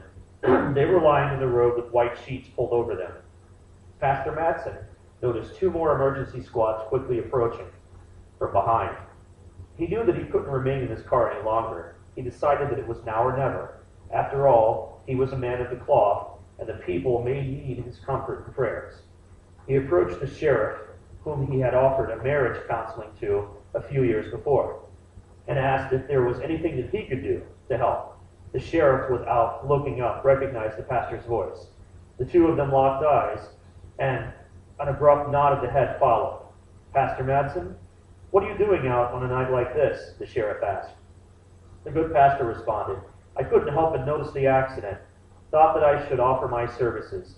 If I may ask, how did this happen exactly? The sheriff explained the situation. The unusual mix, bad weather, makes for bad roads. From the skid marks, it looks as if the blue sedan heading south started fishtailing and clipped the minivan heading north. I think after that it was all downhill for the 2 vehicles following the van. Safe to say, it's still under investigation. The pastor nodded as he listened to the gory details. He asked if he would be permitted to pray over the dead and injured involved in this accident. The sheriff gave his blessing and even insisted that he offer the same prayer and counseling to the crew working the scene of the multi-car accident. The family members of those affected by the evening's events began to show up, and the mess cleared. The entire time that the pastor was moving from person to person and offering prayers of comfort and hope, he couldn't help but notice one of the people involved in the accident was standing off to the side, observing them. Pastor Madsen approached the young man. He was visibly shaken, obviously still in shock from the accident. The pastor tried to comfort him and offer some prayers. the hopes of bringing him some comfort or peace to the poor soul. The young man explained to the pastor that he was on his way home from college for Thanksgiving break. My father is going to kill me when he sees what I did in the car. He's such an idiot. Pastor Matson chuckled lightheartedly. I'm sure your dad will be more than concerned, or less than, way more concerned with the fact that you are all right than for what happened to the car. Pastor Matson began to pray, and the young man willingly bowed in meditation. Dear God, please give this man the courage to speak to his father, protection on the night, and surrounding him with your love. Amen. Have you notified your family about your accident? The pastor asked him. The young man replied, No. I've really been trying to avoid that conversation. The two of them laughed, breaking some of the tension. The pastor offered the young man a ride to his home, which he gladly accepted. A few minutes later, the pastor approached the sheriff once again and informed him that he was going to give the young man a ride to his house. The sheriff looked puzzled. I'm sure that he will be in safe hands, he said. Stay out of harm's way the rest of the evening, will you? The pastor nodded. He led the young man to his car, and the two of them headed in the direction of the young man's home. It was almost too convenient that the young man's family lived no more than 10 minutes from the pastor's home. They managed some small talk before the trip came to a close. That's it. There's the house, the young man said with a touch of anxiety and excitement in his voice. The pastor turned the vehicle to the right into the driveway and brought the car to a standstill. Well, my friend, it was nice to get the chance to speak with you. I pray that the rest of your holiday will be a joyous one. The young man smiled as he opened the door and exited the vehicle. He turned and faced the pastor. Thank you so much for your kindness and words of wisdom. And thank you for helping me to learn how to walk to God again and how to talk to Him. He turned and walked away from the vehicle, then entered through the front door of the home. The pastor proceeded on his journey home and quickly prepared for bed. His poor body was beyond exhausted. It didn't take him any time at all before he fell asleep. The morning came quickly, and he felt as if he had just gone to bed. Just like every morning, he got up, walked to the kitchen, and started the coffee. Then turned on the radio and walked out to the end of the driveway for the morning paper. Tucking the paper under his right arm, Pastor Matson sauntered back toward his house. The smell of coffee had already filled the house, the aroma of mountain-grown goodness. The pastor placed the newspaper on the breakfast table and poured the fresh brew into his cup. He sat alone just as he had for the last 3 years and proceeded to pursue the newspaper. Peruse the newspaper. On the front page, the headline read, Fatalities in Thanksgiving Crash. Pastor Matson was once again saddened by the images of last night. He continued to read the list of names mentioned from the article. There was one name that stuck out, and it took Pastor Matson by complete surprise. One of those mentioned in the list of fatalities was Mark Sharp. This was the same name of the young man that the pastor had helped the night before. He was completely blindsided. I know for a fact that that young man is not dead. His mind started to race as he played out the events from that night over and over again in his head. He had no other choice than to make a call to the sheriff and verify this information, that it was correct. Pastor Matson wasted no time getting himself together and dialing the phone. He was greeted by the dispatcher and requested to speak with the sheriff. Pastor Matson patiently waited on the other line. He was forced to endure several minutes' worth of instrumental show tunes as hold music. When the sheriff answered, the pastor was happy to hear his familiar voice of his old friend. Good morning, it's Pastor Matson. He had to have closure. He had to prove to himself that he wasn't losing his mind. The pastor asked a series of questions. He was most concerned about the placement of the young man's name among those who were killed in the accident. The sheriff remained silent on the other line. He cleared his throat and took a deep breath. I'm a little confused, Pastor Matson. You said that you drove this young man home. Sir, he was the first of one of the victims that the emergency squad hauled away. He died as they were leaving for the hospital. The pastor found this to be most perplexing. How could someone who died at the scene speak with him and then ride along with them in a car actually be dead? The sheriff responded with a hard swallow. Pastor Matson, are you all right, sir? The pastor responded, yes, sir. I'm still here. I'm a little confused, but I'm still here. I just don't understand it. How could he be dead and very much alive at the scene? The sheriff tried to placate the pastor's concerns. I don't have an explanation for it either, Pastor. It is truly bizarre. Pastor Matson asked about the family of the young man. He asked about whether or not he should pay the family a visit or if he should just send his condolences. The sheriff recommended that he leave it alone for now. It's still too soon. Perhaps you should give it a few days. Just send a sympathy card for now. Give it a little time, Pastor. Pastor Matson leaned back deep into his recliner. His mind was clouded with confusion as he forced himself to take the sheriff's advice. Perhaps he was right, the pastor thought. The timing was all wrong, and now was not the time for questions, but a time for healing. I see your point, Sheriff. I agree. I will leave it alone for now, the pastor replied. Matson ended the phone call, more puzzled than before. All that he could do was remain seated in his breakfast table chair. Pastor Matson realized that the pain that this family was experiencing from their loss not only eclipsed the truckload of questions that he had, but it was a pain that was no doubt equal to his own when he had lost his own children. The good pastor bowed his head, took a deep breath, and began to pray for his family. Several days had passed since that entire ordeal and the conversation that he had had with the sheriff. Pastor Matson was in his office preparing for the week's message when his train of thought was abruptly derailed. The church secretary paged him and stated, Pastor Matson, you have some visitors. Would you like to speak with them now? This was unexpected, the pastor thought to himself. Yeah, thank you, Connie. Send them in, please. As the two strangers walked into the pastor's office, he was rushing to straighten up the desk. Cleanliness is next to godliness, he would always say. Pastor Matson stood at full attention in order to greet his visitors. He offered them the two vacant plush leather chairs that were placed in perfect display to the opposite side of his desk. Pastor Matson welcomed them to the church as they exchanged pleasantries. Well, my friends, what brings you to my office today? The pastor asked. The two strangers paused for a moment before they formed the words needed to respond. The woman spoke up first. Thank you for meeting with us, Pastor Matson. We have so much to share with you, and so much to thank you for. The good pastor was humbled by their graciousness, yet at the same time he was unsure as to what he had done for them. The man introduced himself first. Good day, sir. I am William, and this is my wife, Maggie. Maggie slid a newspaper article toward Pastor Matson and included a picture of her and her family. After gazing upon it, the pastor looked up at the couple. He could definitely see a resemblance. Oh my, he must be Mark's parents. I'm so sorry for your loss, he went on to say. How can this be? I have so much that I wanted to discuss with you.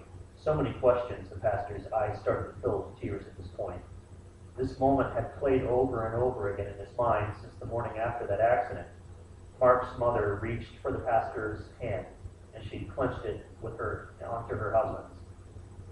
Pastor, what you have done for us by delivering Mark to us one last time, and by helping him to make his peace with God, will always be a major part of what helped us take ourselves out and continue living. The pastor was quiet for a few seconds. What did I do for Mark? I don't understand, my dear girl.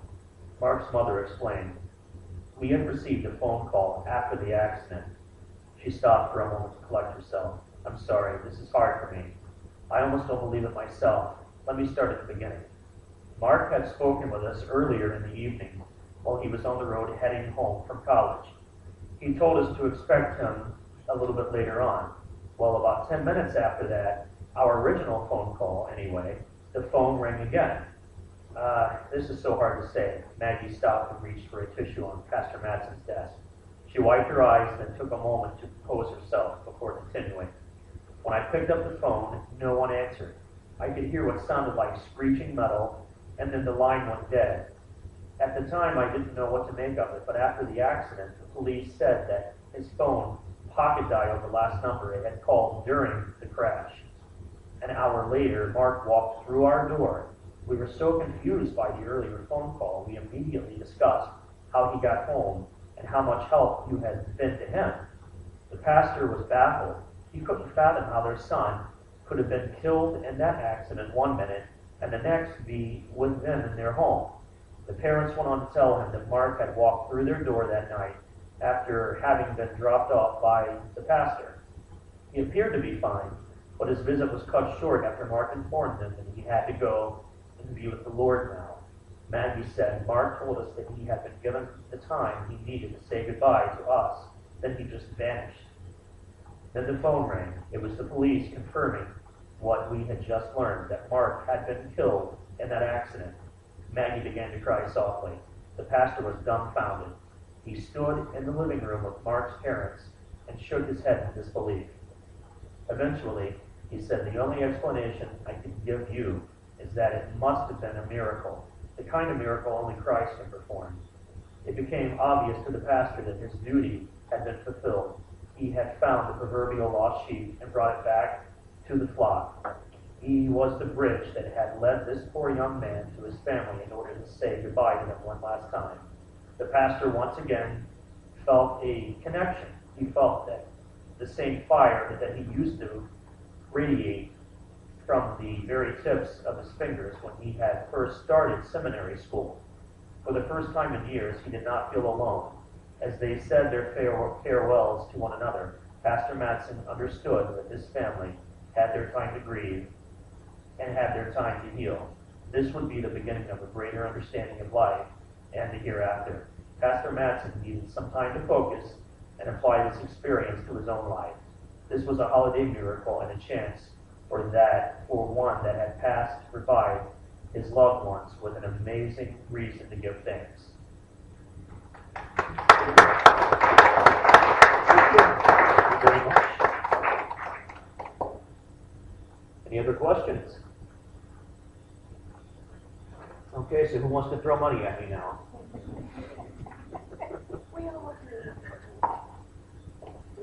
Yes, please. Great apple cider. What, if we don't have a computer, what are our options with some of your? Oh boy. Do you have a smartphone? Nothing like that. Well, if you're wanting, 20-year-old cell phone, if you don't have a computer, what I would like is your contact information, because I'm currently in negotiations with my publisher to get this in paperback ASAP because of the outpouring of requests for paperback. And if I push it hard enough, I could probably have a paperback for you in a couple of months. Or if you're wanting my first or second book in paperback, I could get that for you. I could order it within about a week. You know, the library has computers, right?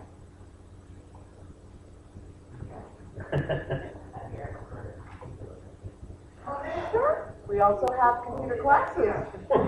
Just a little plug there. Yes. That word is about the before and that Mm-hmm.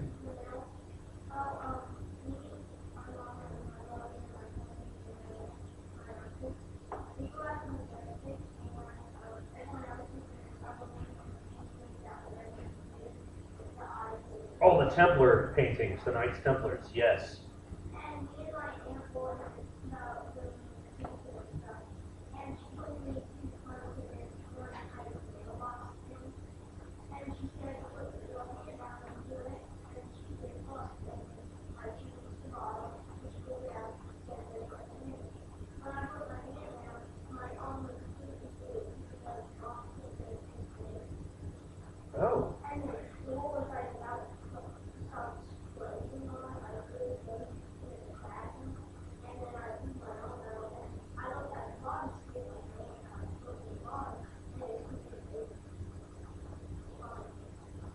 So your arm went all the way through and there was still a bottom?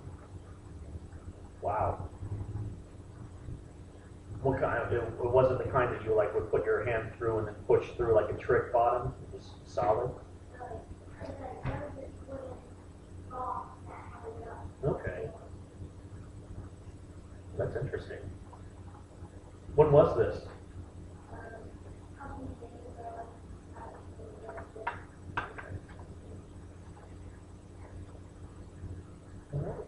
Well, I guess that wraps us up for tonight. Be able to make it home in time to watch Big Bang Theory, maybe. Oh, sure. Plenty more refreshments too. Oh, that's, yeah, it was this whole area.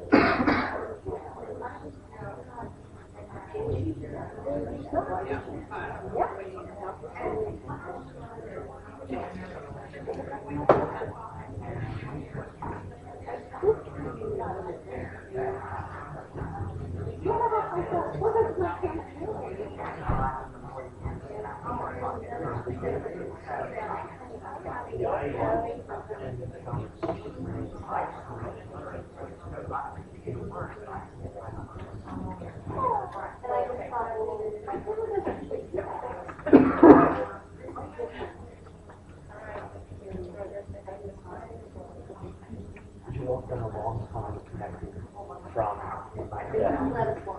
I walked all the way through there, and I was holding this tool. I was just testing some of the wiring, and I got all the way to the end and something smacked out of my hand. And Bart Henshaw was with me, she had a flashlight. Before you know it, it went pitch black, and all I saw were on elbows and ankles. She was running all the way back to the entry. She wasn't hanging out there.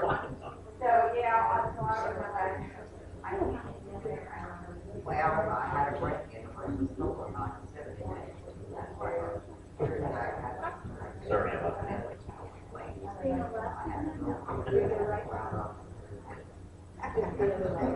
Yes. You got me.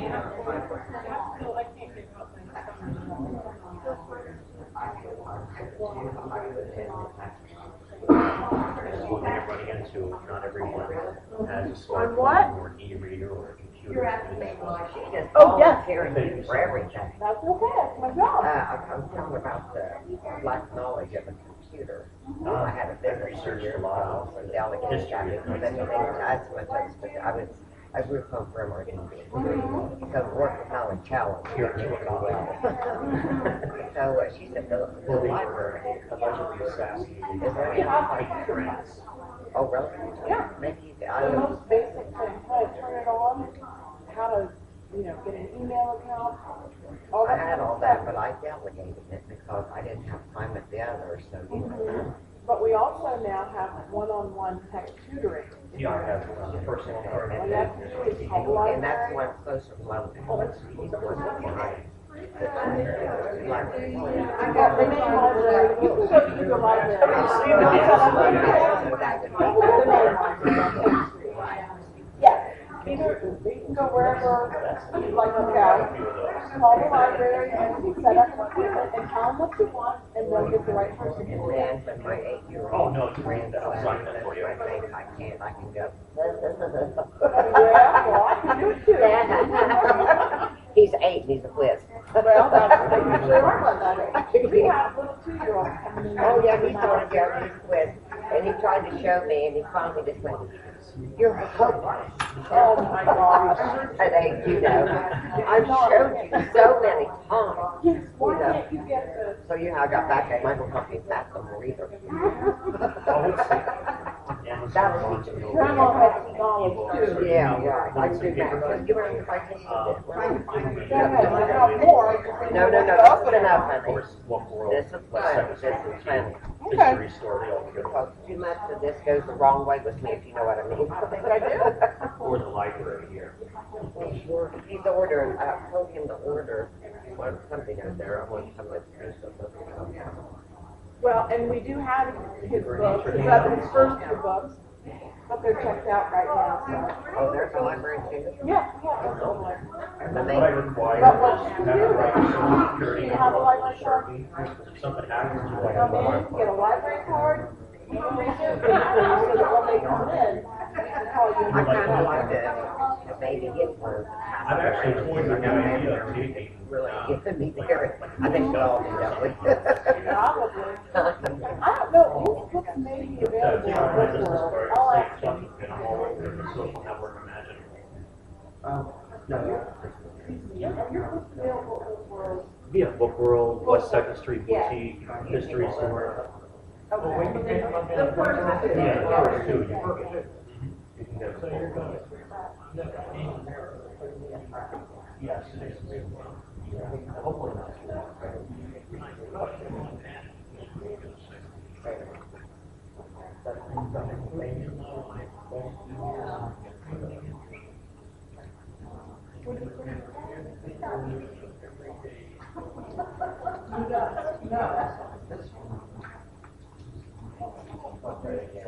Right there, but oh, yeah. I'm kidding, yeah.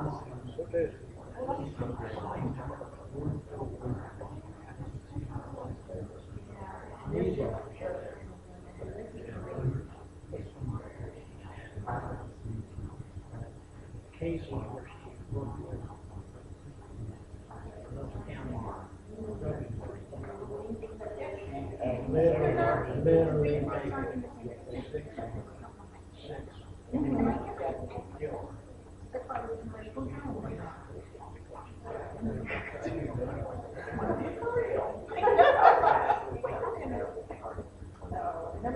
she can sit there and tell stories and long as you can.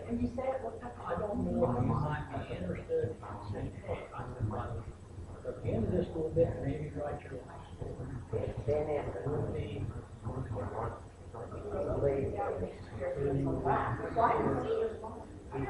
Would be recounting every moment of every day. Stories that she could tell are not regular. She wasn't regular. Consider me things she said. I don't know if you might be interested in talking to her. I can tell A couple of people didn't want to call me when they told their story. This is not much better than I typed up.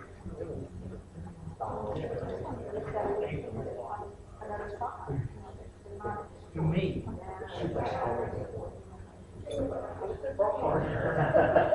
well, she would take them.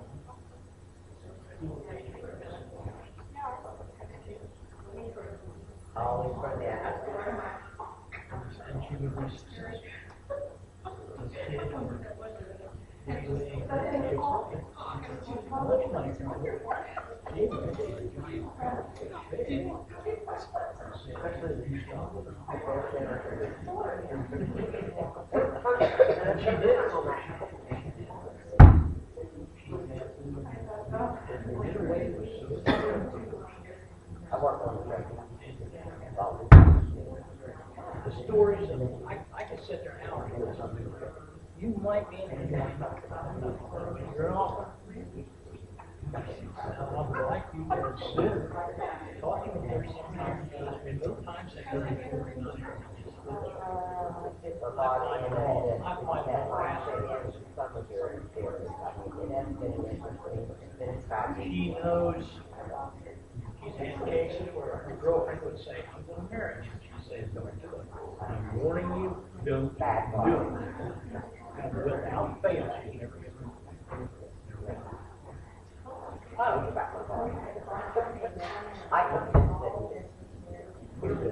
To me, I had a regular growing up life. I'm growing up. Not a second of my life.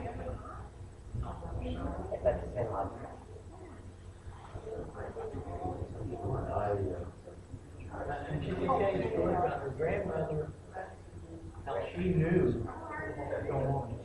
Like a lot of people all taking out people. And she was really protected. Was on her job. Yes. I got back from work. My mom, met my mom. And it is not a gift. It's sometimes a gift. I don't know, Neil, if you think you might be able to sit down sometime, let your community talk to her for a few minutes and say, you know what? Maybe something to do with one yesterday. Maybe other than what I call them, somebody's involved with it. Sometimes it's a gift, sometimes it's a curse. You've heard of the Fighting Right Hearts in this county. Pardon me? Never heard of it? Are you? But they were my dad, my mother. Mother kind of divorced her, up and have on her child. She went, Knock the horse out. I was like,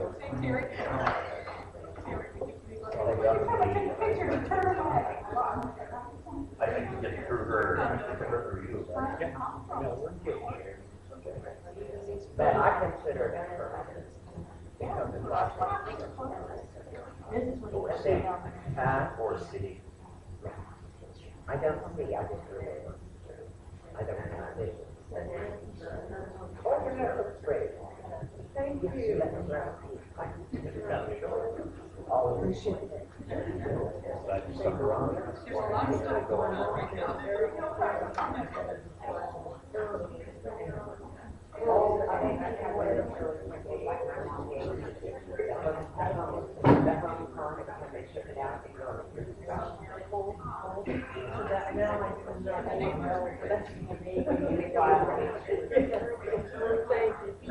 Nice meeting you. Nice meeting you too. Thank you so much for saying. I just got my good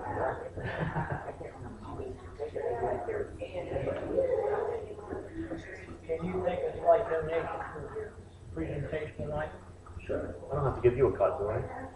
We enjoyed it. It was nice Get a to chance meet sometime. you. You How too, long have you Kathy. been in your position? Well, this position about a year, but I've been with the library almost 5 years. Oh, Yeah, I'm not based in the paper. There's a lot of cases, including one sheriff here, her daughter. Run down the street, just come back and look at her again.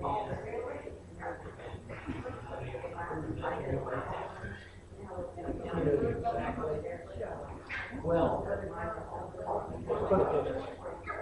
she put an awful lot of big and drug dealers on her knees.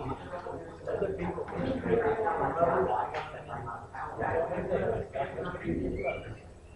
mother, and your daughter. You want to go there and see how she's doing. Well, the son come in, he snapped at her. I told you I wanted that $300. She put him on the floor, knocked him down, stumped him. He was a good guy. And after that, there the guy saw the joint.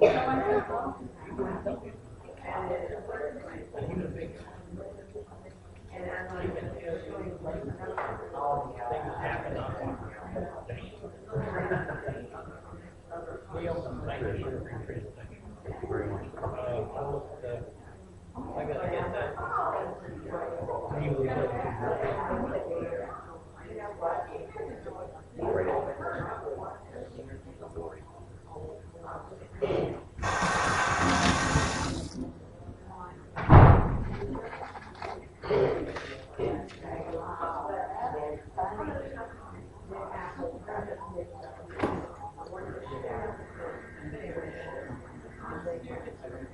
I have seen apparitions many times. In your home.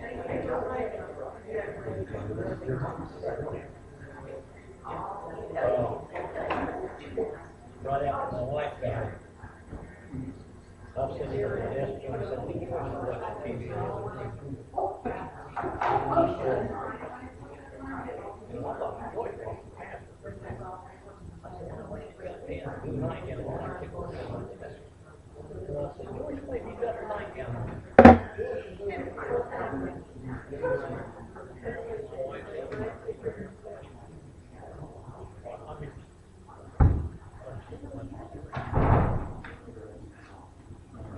Well, here, Thank you. I'll be in touch. I'll make sure to get this in paperback for you. Okay. Thank you. Thank you so much. Yeah, please do. Look me up on social network. I'm on all of it. What was your name? I think I've seen you before somewhere. Yeah. How do you like her?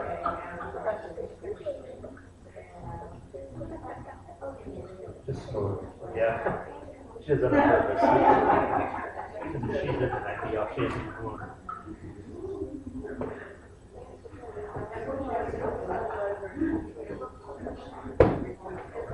Do you have to do one or do you have to wait?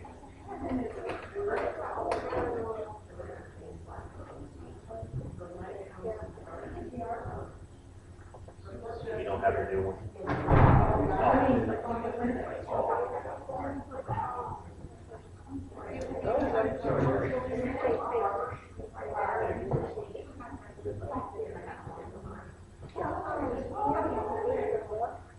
Do I know what?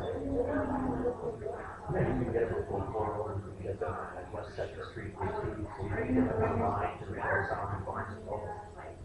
Or, of course, I have my book, CD.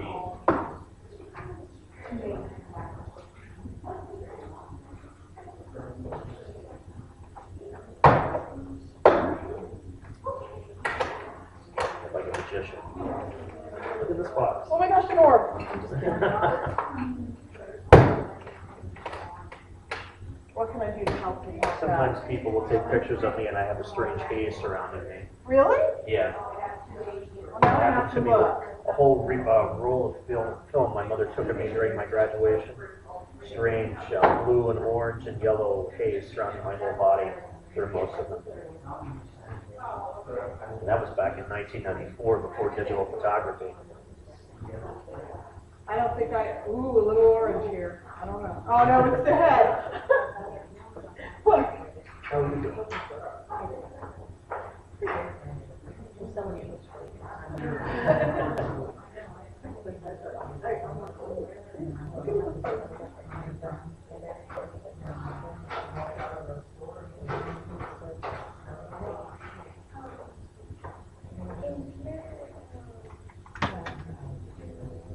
No, Chillicothe City.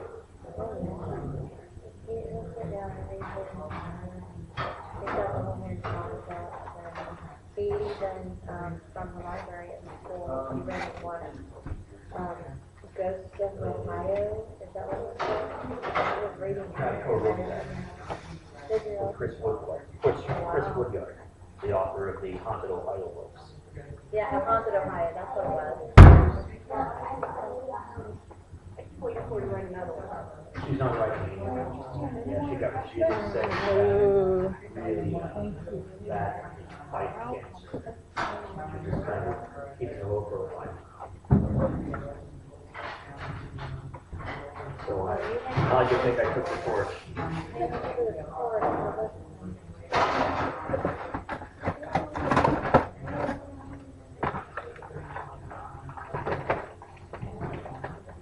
Each one of you want one of these?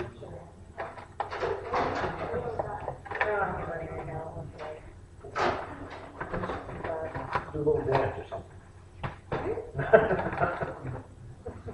Really? My 5.5-year-old will tell you I'm always saying jump like this. I want to know. What? But you probably won't tell me. Who are the exorcists you work with? They're affiliated with the Catholic Church. One is out of Cincinnati, the other is from southern Michigan.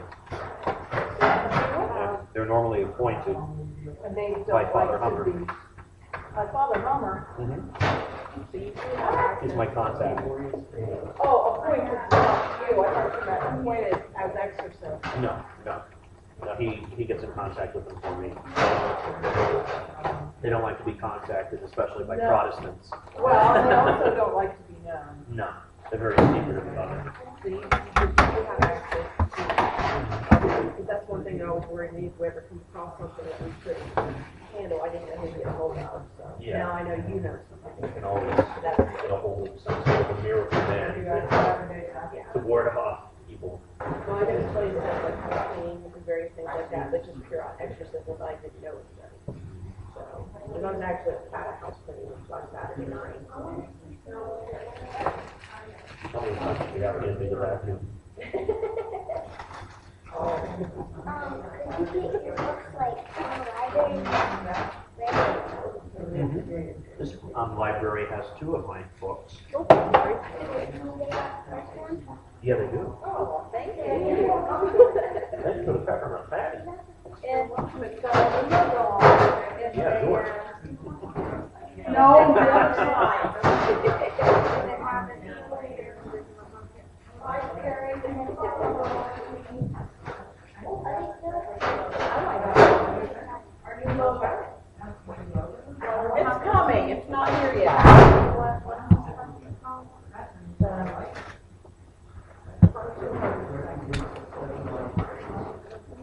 your